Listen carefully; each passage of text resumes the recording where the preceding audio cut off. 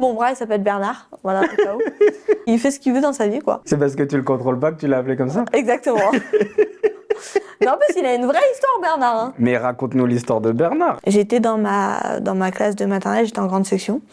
Et là, je commence à être rouge, à trembler, à avoir quasiment les yeux fermés. J'avais plus de 40 de fièvre. Donc, ils ont décidé de me ramener à la maison. Donc, c'est ma nounou qui est venue me chercher. Mes parents ont attendu 3 jours avant de m'emmener à l'hôpital parce qu'ils savaient pas ce que j'avais, parce que mes 2 parents sont médecins. Donc, du coup, ils m'ont donné des médicaments, ça passait pas. Et un jour, ils ont découvert que j'avais la nuque raide. Quand tu as la nuque raide, ça veut dire que tu as possiblement la méningite. Donc, ils m'ont vite emmenée à l'hôpital. Ensuite, les médecins m'ont fait une poque sur mon verre. Et le verdict est que j'ai eu la méningite à pneumocoque. Pardon. Et ensuite, j'ai été 1 semaine sans pouvoir respirer, 3 mois dans le coma. Dans ce coma, j'ai fait un AVC, ce qui m'a paralysée du côté droit. Donc, je ne contrôle pas mon bras droit. C'est pour ça qu'il est sous ma jambe.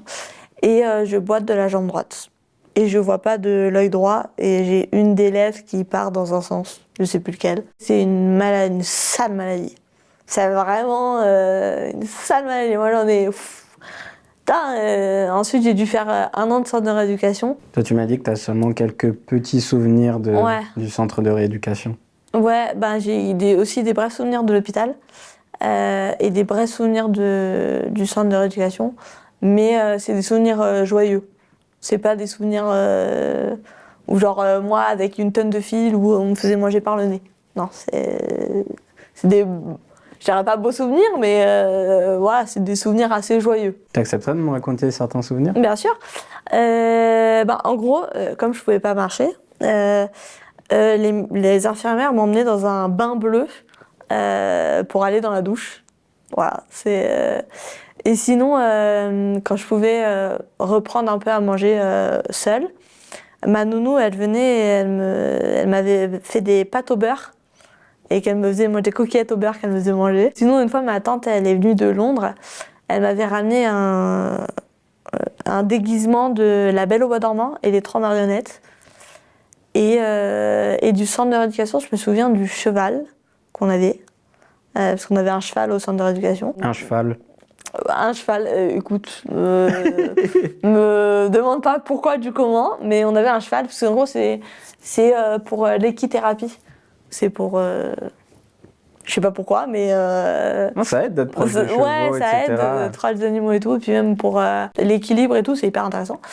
Et je me souviens que j'étais amoureux d'un garçon au centre de rééducation, et il m'avait invité à son anniversaire, et il m'avait offert un coquillage rose. Voilà, c'était trop mignon. Bah, j'avais des rééducations de tout. Orthophonie, ergothérapie, psychomotricité, kiné. J'avais aussi des cours d'école, puisque du coup, vu que j'ai passé 1 an là-bas, du coup, il fallait bien que je réapprenne au moins à lire et à écrire. Et en fait, en kiné, on m'a réappris à marcher dans la piscine, dans l'eau, parce que l'eau a un effet apesanteur. L'ergothérapie, c'est pour tout ce qui est moyen pour moi de m'aider dans ma vie. Donc, c'est-à-dire, par exemple, comment couper à une seule main, comment faire ses lacets, comment marcher. Ensuite, l'orthophonie, c'est pour tout ce qui est mots, syllabes, tout ce qui est mémoire de travail, etc. Parce que du coup, j'ai eu aussi des problèmes au cerveau, donc ce qui fait que... par exemple, quand j'écris, je perds mes mots. Et quand je parle, tu vois pas, mais quand j'écris ou quand j'essaie de réfléchir, je perds mes mots et du coup, c'est très très énervant. Et du coup, suite à ça, j'ai été dyslexique, suite à ma méningite. Et la psychomotricité, c'est pour ressentir tous mes membres, tous mes muscles, etc. et tout. Donc elle me faisait de la relaxation, c'était très cool, j'adorais ça. Et je suis très triste de plus en faire, mais bon, j'en ai plus besoin. Mais j'ai passé 1 an, en 1 an c'est très compliqué, parce que du coup avant j'étais droitière, maintenant je suis devenue gauchère. En 1 an c'est compliqué, hein. C'est vraiment, c'est pas simple. Mais je suis contente d'avoir eu ce soutien-là, même si ça a été dur. Je je suis contente d'en être là où je suis aujourd'hui. Comment, quand on est droitière, on apprend à écrire de la main gauche? Eh ben, avec beaucoup de... Faut être très fort, hein, mentalement. D'abord, tu apprends à faire des lettres, les lettres, et puis ensuite des mots. Mais franchement, quand je suis arrivée en CP, j'écrivais pas super bien. C'est que en CM1, CM2 où vraiment, là, j'écrivais bien. Et puis même, j'ai toujours, parce que du coup, vu que j'ai jamais été gauchère, mon stylo, je ne tiens pas bien et du coup, ça me fait mal au pouce. Du coup, je suis obligée de lâcher mon stylo, etc. Mais bon, après, j'avais une AVS, une aide vie scolaire, que je sais même plus comment ça s'appelle maintenant parce que je crois que ça a changé de nom. Mais ouais, non, c'est compliqué. Mais bon, en même temps, je suis contente parce qu'au moins, je peux dire que je suis devenue ambidextre. Je sais plus comment ça se dit, mais c'est pas grave.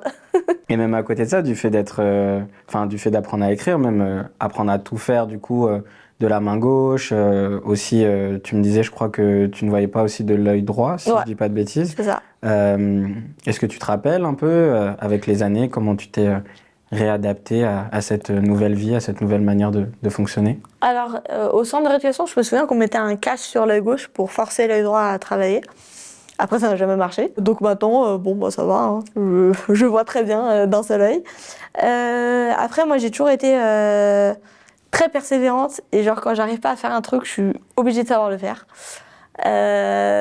Donc, c'est-à-dire, par exemple, pour faire mes lacets. C'est un truc tout con, hein. Mais à une seule main, c'est compliqué de faire ses lacets. Ça m'a mis peut-être une semaine pour pouvoir les faire d'une seule main. Mais il y a plein de petites choses. Mais après, je me souviens pas avoir galéré pour certaines choses. C'est juste que, t'as qu'une seule main, il faut faire avec, quoi. Tu vois. Après, je peux quand même utiliser mon bras droit, ma main droite. Après, elle fait pas toujours ce qu'on lui dit de faire. Donc c'est très très drôle. Ouais, par exemple, pour casser un œuf, ça a mis, je m'en souviens, j'ai dit à mes parents acheter plein d'œufs. Et j'ai essayé toute la nuit pour casser un œuf. Alors j'en ai cassé des œufs, hein, mais pour vraiment bien le casser. Mais c'est des petits trucs qui pour vous n'est rien, mais pour moi c'est énorme de savoir casser un œuf, c'est énorme. Même de savoir faire des lacets, je trouve ça incroyable. Et tu te rappelles un peu des années du coup qui ont suivi après le centre de rééducation? Ouais, ensuite, du coup, je suis rentrée en CP. Je pouvais pas encore bien marcher, même si je marchais un peu et tout. Donc, du coup, on m'a amenée en poussette jusqu'à l'école. Donc, en CP, j'avais pas d'AVS, j'avais rien. Donc, ça a été très, très compliqué. J'ai failli redoubler mon CP. Sauf que mes parents ont dit non. Donc, je suis très contente. Comment tu faisais à l'école sans AVS? Je galérais, hein. Je t'avoue. En CP, je crois que j'avais des cours particuliers. Des profs qui venaient à la maison. Mais c'est vrai que c'était assez lent mon écriture et tout. Après en CE1 ça a changé parce que du coup j'ai eu une AVS pendant toute ma scolarité jusqu'au lycée. La même personne?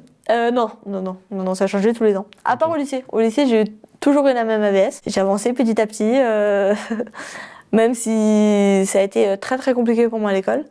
Parce que comme du coup j'ai perdu des, on va dire, facultés entre guillemets, c'est très compliqué, en plus surtout ça va vite. Donc du coup, c'est compliqué de suivre. Après au collège, ça a été très très compliqué au collège. Parce qu'évidemment je suis pas comme tout le monde, donc insultes, moqueries, on m'a frappée. De ma 5e à la 3e, ça a été un enfer. Mais je pense que c'est ça qui a fait mon caractère. Mais ouais, j'ai eu des... tu ferais mieux de mourir, de toute manière, t'as que ça à faire. Tu te rends compte, t'auras jamais d'enfant vu ce que t'es. Le truc que je veux dire aujourd'hui, c'est que vraiment, se moquer des gens, que ce soit gentil ou méchant, hein, ça leur fait un mal, mais ça leur fait du mal, mais à un point inimaginable. Moi, combien de fois j'ai pleuré chez moi parce qu'on se moquait de moi, on avait honte de moi et tout. Enfin, je suis là. Même, je vais te donner un exemple. J'avais 15 ans. Je suis tombée red dingue amoureuse d'un gars de 18 ans. Dès le premier regard, c'est comme dans les films et tout, j'étais là, oh. Et donc du coup, on se voit, je crois, 1 ou 2 jours après. Donc du haut de mes 15 ans, évidemment, je lui demande de sortir avec moi. Il me dit, non parce que t'es handicapé, mais je veux bien coucher avec toi. Ouah. Ah, tu peux le penser, mais tu peux pas dire ça. Je suis désolée, mais à un moment donné, c'est affreux. Et en plus, surtout que je recommençais à avoir confiance en moi, on va dire, et d'entendre ça, alors ça a été le pire truc au monde, mais pire truc surtout, ne dites jamais ça, parce que vraiment, moi j'ai peut-être passé 3 ans à chialer dans mon lit et ne pas avoir confiance en moi. On parlait de la confiance en soi. Comment elle a évolué justement au fil des années, si tu devais nous faire un peu la courbe de ta confiance en toi? La courbe de la confiance en moi, déjà au début, je pense qu'en primaire, j'avais assez confiance en moi. Après, je boitais quand même pas mal. Moi, du coup, mon bras, il s'appelle Bernard. Voilà, au cas où. Tu l'as appelé quand, Bernard? Ouais, j'ai dû l'appeler genre peut-être il y a 4-5 ans. Hein. 4-5 ans. Il y a 4-5 ans. Mon bras droit, c'est Bernard. Il fait pas partie de mon corps. Ok. Mais il s'appelle Bernard. Il fait ce qu'il veut dans sa vie, quoi. C'est parce que tu le contrôles pas que tu l'as appelé comme ça? Exactement. Mais en plus, il a une vraie histoire, Bernard. Hein. Mais raconte-nous l'histoire de Bernard. Bah attends, il a 40 ans. Il est seul, sans enfant, sans emploi, sans femme. Il a un bidon de bière. Il est un peu dégarni. Et il regarde le foot, tu sais, dans son... Pas rocking chair, mais tu sais, le truc où tu étends tes jambes et où ton dos, je sais plus comment ça s'appelle. Voilà, c'est Bernard. Il a sa propre personnalité, ses propres émotions et tout. Voilà, c'est mon petit Bernard. J'ai l'impression que tu as quand même beaucoup d'affection pour Bernard aujourd'hui. Mais oui, mais aujourd'hui, je l'aime, Bernard. Hein. Aujourd'hui, je l'aime. Avant, je l'aimais pas. Je n'aimais absolument pas Bernard. Mais en fait, maintenant, je me dis, pourquoi me cacher? Parce que, bon, ben, je suis comme ça. On m'aime ou on m'aime pas, c'est pas grave. Tant que moi, je m'aime. Donc, du coup, ça a été compliqué. Mais aujourd'hui, je peux ne pas mettre mon bras dans la poche de ma veste. Je m'en fous. Bon, après, à part en boîte. Parce qu'en boîte, Bernard, il peut faire des bêtises. Mais sinon, quand je suis dans la rue ou quand je vais dehors ou quoi, je ne mets pas dans ma poche. Enfin, je ne mets plus dans ma poche. En boîte, Bernard, il peut faire des bêtises? Oui, en boîte, Bernard, il peut faire des bêtises. Oui. Oui. Comment ça? Bah, il peut mettre des mains au cul ou même pire. Donc, je préfère le tenir soit comme ça, soit comme ça.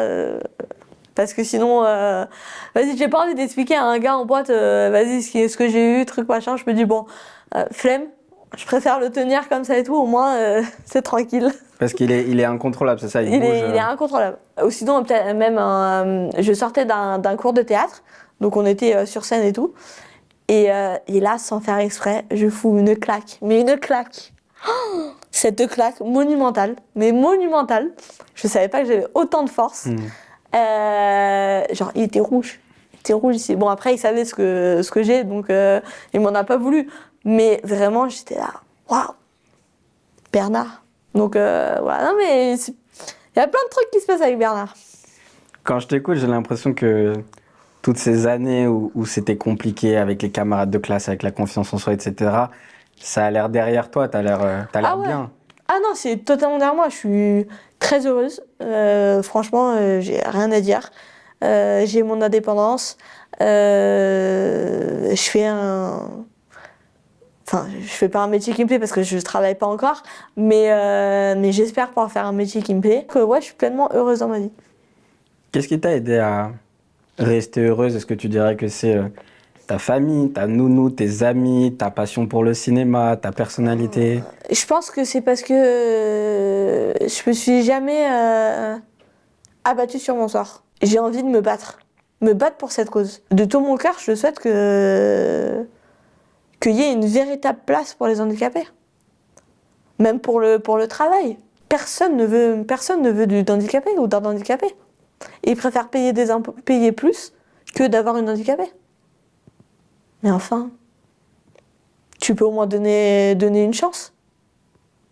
Bah non, ils préfèrent payer plus plutôt que d'avoir une handicapée. Bon bah très bien, hein, payer des taxes. Hein.